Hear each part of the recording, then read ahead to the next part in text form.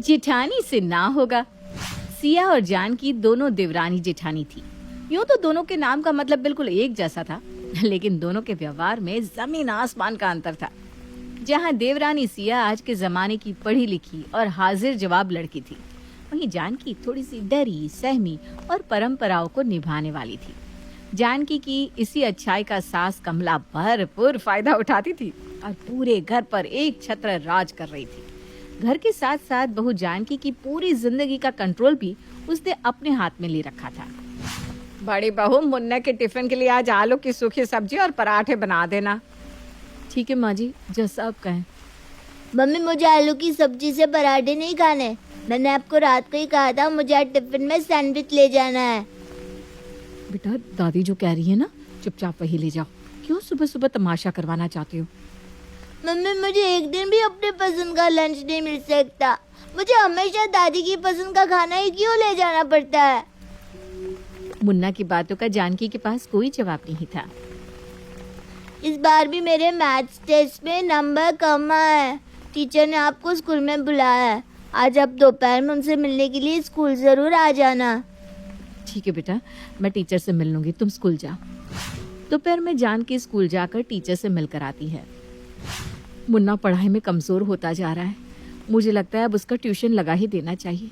अगर शुरू से ही उसका बेस कमजोर हो गया तो आगे चलकर उसे पढ़ाई में बहुत दिक्कत आएगी। अरे चुप कर, तू तीसरी क्लास में पढ़ता है अभी तेरा मुन्ना। अभी से उसे कोचिंग की लत लगाने की कोई जरूरत नहीं है। उसको बोल स्कूल में जो मैडम पढ़ाती है ना, उसे मन लगाकर पढ़ा करे। मैंने तो अपने बच्चों को कभी ट्यूशन नहीं भेजा, तो क्या हमारे बच्चे पढ़े नहीं?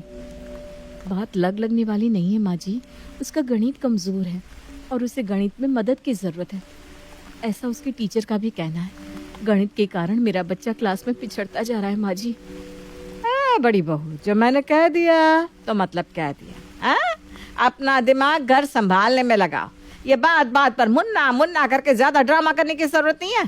तुम दुनिया की पहली माँ नहीं हो जो इतनी हाय तौबा मचा रही हो। आने दो मुन्ने को स्कूल से। कम नंबर लाया है ना, आज उसके कान उमेटूंगी तो देखना अगली बार खुद मेहनत करना सीख जाएगा। सास कमला अपने आगे जानकी की कोई बात सुनने को तैयार ही नहीं थी। कुछ देर बाद, माँ जी, मेरे पापा की तबीयत ठीक नहीं है, मैं कुछ देर के लिए उनसे मिलकर आऊं? अरे नजदीक में ससुराल होने का मतलब ये नहीं है कि माँ बाप को छींक भी आ जाए तो फुदक कर मायके पहुंच जाओ। तो क्या डॉक्टर नहीं है जो वहां जाकर उन्हें ठीक कर देगी? अपने पापा को बोल तबीयत ठीक नहीं है तो जाकर डॉक्टर को दिखाए।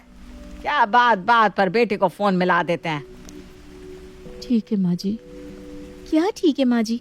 अरे आपके पापा की तबीयत खराब है, आपको माँ जी से परमिशन लेने की जरूरत ही क्या है? वो होती कौन है आपको अपने पापा से मिलने से रोकने वाली?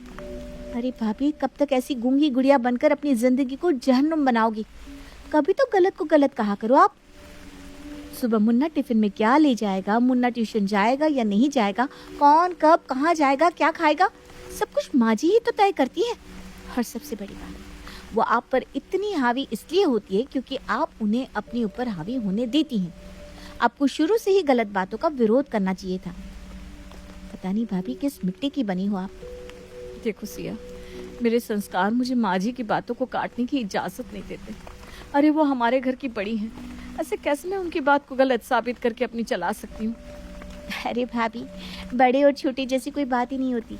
अगर कोई बड़ा गलत बात करे तो उसका विरोध करना बहुत जरूरी होता है। अगर माँ जी बड़ी हैं तो उन्हें बड़ों जैसा व्यवहार भी तो करना चाहिए ना, ताकि सभी लोग उनकी इज्जत कर सके। वो तो घर पर तानाशाही चला रही हैं। लेकिन मैं क्या करूँ, तुम ही बताओ। मैं उनके सामने जाती हूँ तो जैसे मेरी बोलती ही बंद हो जाती है। अब चिंता मत करो भाभी, सासू माँ को सही लाइन पर लाने के लिए अगर मुझे आपको ट्रेनिंग देनी पड़े तो मैं उससे भी पीछे नहीं हटूंगी।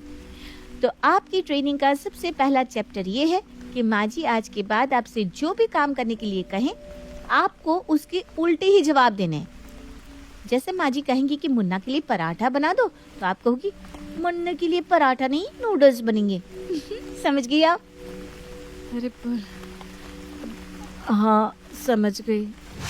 सिया जानकी को टिप्स दे रही थी, तभी उसे सास की कड़कती आवाज सुनाई देती है। जानकी बहू। जी माँ जी। सुनो, कल सुबह 4 बजे उठकर 8 लोगों का खाना तैयार कर देना। मैं अपनी सहेलियों के साथ गंगा नहाने जा रही हूँ। सबका खाना यहीं से तैयार होकर जाएगा, समझ गई? 8 लोगों का खाना माँ जी, वो भी सुबह 4 बजे? क्यों, कोई दिक्कत है क्या? नहीं तो माँ जी, मैं सोच रही थी 3 बजे ही उठ जाऊंगी। 8-10 लोगों का खाना बनाने में काफी समय भी तो लगेगा ना। वो तो देख ले, मेरी सहेली कह रही थी खाना बाहर खा लेंगे, लेकिन मैंने तो साफ मना कर दिया। अरे पूरा दिन घर में बैठी मक्खी आई तो मारती रहती, 8-10 लोगों का खाना बना दोगी तो क्या फर्क पड़ जाएगा? अरे भाभी, जब माँ जी आपको कह रही थी कि आप घर में बैठकर मक्खियाँ मारती हो, तो आपको बोलना चाहिए था ना कि पूरा दिन गधा मजदूरी करती हो आप, और उसके बदले में यही इनाम मिल रहा है आपको कि माँ जी अपनी सहेलियों के सामने हम लोगों की बदनामी करती है। मैंने आपको सिखा कर भेजा था कि आपको माँ जी को सब कामों के लिए हाँ नहीं बोलना, और आप वहाँ जाकर फिर से हाँ कहकर आ गई। 4 की जगह सुबह 3 बजे उठ जाओगी, हद है भाई। मैंने बताया तो था, माँ जी के सामने मेरी सिट्टी पिट्टी गुम हो जाती है। तुम्हें बताओ मैं क्या करूं? अरे जिठानी जी, आपसे ना हो पाएगा, आप तो रहने ही दो।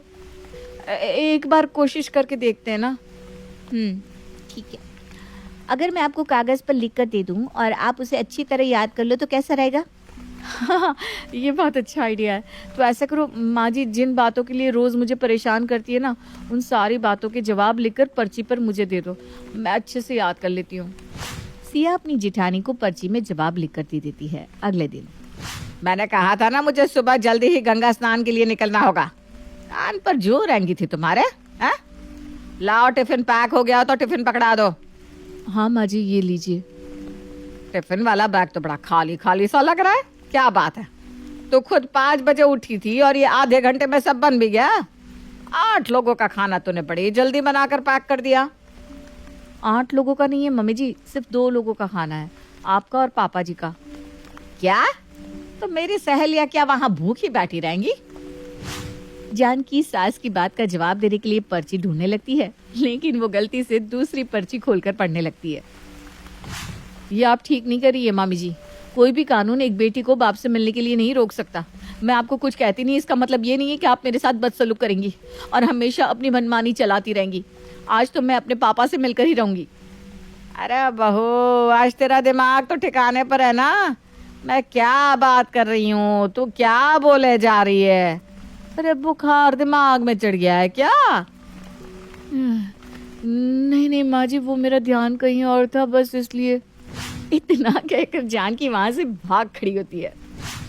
जिठानी जी, अब तो मुझे समझ में आ ही गया है कि आपसे ये सब ना हो पाएगा। चुपचाप जो जैसा चल रहा है ना वैसा चलने देते। और ऐसे कौन करता है? मैंने आपको पर्चियों पर जवाब तक लिख कर दे दिए और आपने क्या किया? किसी और सवाल का जवाब पढ़कर सुना दिया। खैर छोड़िए, अब मुझे इस बारे में कोई बातें नहीं करनी। आपकी तो आदत हो गई है ऐसे ही माँ जी की गलत बातें मानकर खुशी खुशी यहाँ रहने की। लेकिन बुरा मुझे मुन्ने के लिए लग रहा है। अभी 3 दिन पहले मिसेस कोहली मिली थी। कैसे मैनेज कर रही हो ऐसे लोगों के साथ? ऐसे लोगों से आपका क्या मतलब है? अरे ज्यादा दिन अपनी जेठानी के साथ मत रहना। सास से बात करके अपना चूल्हा अलग करवा लो। अरे कैसी बातें कर रही हैं आप? देखो, अभी तो तुम्हारी नई शादी हुई है, कल को बच्चे भी होंगे, और जब संगत बुरी होती है ना तो बच्चों पर प्रभाव भी बड़ा बुरा ही पड़ता है। आप कहना क्या चाहती हैं? मैं कुछ भी नहीं समझ पा रही हूँ। अरे भाई, तुम्हारी जेठानी का बेटा कितना बिगड़ा हुआ है, ये बात कॉलोनी में सभी लोग जानते हैं। अब एक बिगड़े हुए बच्चे के साथ तुम्हारा बच्चा बड़ा होगा तो वो कोई अच्छे संस्कार तो सीखेगा नहीं, वो भी गलत बातें ही सीखेगा ना। किसने कह दिया आपसे कि मेरा जेठानी का बेटा मुन्ना बहुत बिगड़ा हुआ है? अरे तुम्हारे घर की बात है तो समझ लो, तुम्हारे घर के ही किसी आदमी ने बताया होगा। हमें कोई सपने तो आए नहीं, तुम्हारी सासू माँ ने बताया। सिर्फ मैं नहीं, पूरी कॉलोनी इस बात को जानती है। तभी मुन्ने के साथ हम लोग अपने बच्चों को खेलने नहीं देते। क्या कहा तुमने? माँ जी ने मेरे मुन्ने के बारे में ऐसा अनाप शनाप कहा है? अरे मेरा भोला सा बच्चा कभी किसी से ऊंची आवाज में बात तक तो नहीं करता, उसे सारी दुनिया में बिगड़ा हुआ बच्चा कहकर बदनाम कर रखा है। आज मैं माँ जी को छोड़ूंगी नहीं, आज उन्हें मेरी बातों का जवाब देना ही होगा। इतना कहकर जानकी गुस्से में सास कमला के पास पहुंच जाती है। माँ जी, मेरा मुन्ना बिगड़ा हुआ है ना, तो आज आप बताइए आखिर क्या खराबी है मेरे मुन्ने में, जिसकी वजह से आपने सारी दुनिया में उसे बिगड़ा हुआ बच्चा कहकर बदनाम कर दिया है? अब मुझे समझ में आया कि कॉलोनी के बच्चे मेरे मुन्ने के साथ खेलना क्यों नहीं चाहते। मिसेस कोहली, मिसेस वर्मा मुझे देखकर मुंह क्यों चढ़ा लेती हैं। अरे माँ से भी बढ़कर सम्मान किया मैंने आपका, और बदले में आपने मेरे साथ क्या किया? सारी दुनिया में झूठी बदनामी। जैसा आपने अपने बहू और पोते के साथ किया है ना माँ जी, ऐसा कोई दुश्मन के साथ भी नहीं करता। अरे कॉलोनी में किसी के साथ उठने बैठने लायक नहीं छोड़ा आपने मुझे। आज के बाद अगर आपने मेरे बेटे के बारे में कुछ भी बकाना तो मुझसे बुरा कोई नहीं होगा। बहुत कर लिया मैंने आपका सम्मान। आज के बाद मुझसे ऊंची आवाज में बात करने से पहले आप 4 बार सोच लीजिएगा। मैं बर्दाश्त करती जा रही हूँ, इसका मतलब ये नहीं कि मेरे अंदर सही और गलत के बीच में अंतर करने की समझ नहीं है। आपकी चालाकियां खूब समझती हूँ मैं। सास को जबरदस्त झाड़ लगाने के बाद गुस्से में बड़बड़ाते हुए जानकी वापस सिया के कमरे में आती है। अरे भाभी कमाल हो गया, आज तो मुझे आपको कुछ ट्रेनिंग देने की भी जरूरत नहीं पड़ी और आपने जाकर माँ जी की अकल ठिकाने भी लगा दी। अब वो इस जन्म में तो आपसे पंगा लेने से रही। मुझे तो लगता था जेठानी जी आपसे ना हो पाएगा, लेकिन इस बार तो आपने कर ही दिखाया।